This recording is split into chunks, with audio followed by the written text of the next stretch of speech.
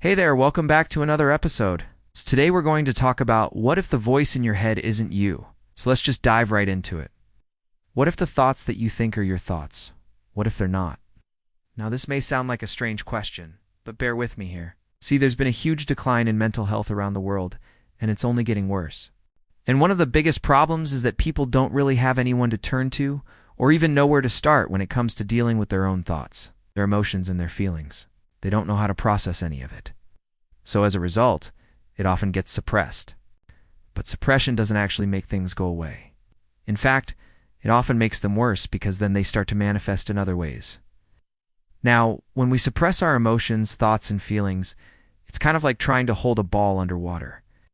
You can do it for a little while, but eventually it's going to come up with a lot of force. The same is true with our emotions, thoughts, and feelings. When we try to push them down and ignore them, it often leads to more problems down the road. So instead, it's important to learn how to process through those thoughts and feelings and emotions so that we can express them in a healthy way. But in order to do that, we first need to identify them and become aware of them. And the very first step to doing that is to ask ourselves this question: what if the thoughts that I think are mine aren't? Now I know that sounds strange, but let me explain. You see, we all have a constant stream of thoughts throughout the day. Some are good and some are bad. Some make us feel happy, and some make us feel sad. But we generally assume that these thoughts are ours. We think that we're the ones who are having them. But what if that's not actually true? What if the thoughts we think are ours are actually someone else's? I know that may sound far-fetched, but hear me out.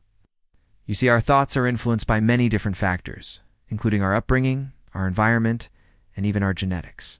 And most of our thoughts are actually subconscious, which means we're not even aware of them. So what if there are some thoughts in there that don't really belong to us?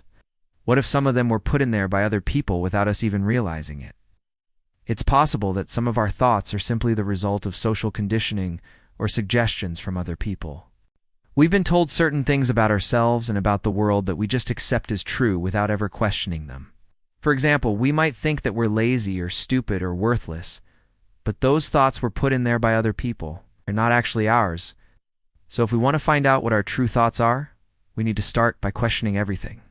We need to ask ourselves whether we really believe the thoughts we're thinking, or whether they were just put in there by other people. Once we start doing that, we'll start to realize that many of the thoughts we think are ours are actually other people's. And once we realize that, we can start to let go of them and replace them with our own thoughts. Now, I know that sounds easier said than done, but it's actually quite simple. All we have to do is start by questioning everything. Start by asking yourself, what if the thoughts I'm thinking aren't mine? Who is thinking them? And then go from there. So I hope this video has been helpful. If it has, please like and share it with others. And as always, thanks for watching.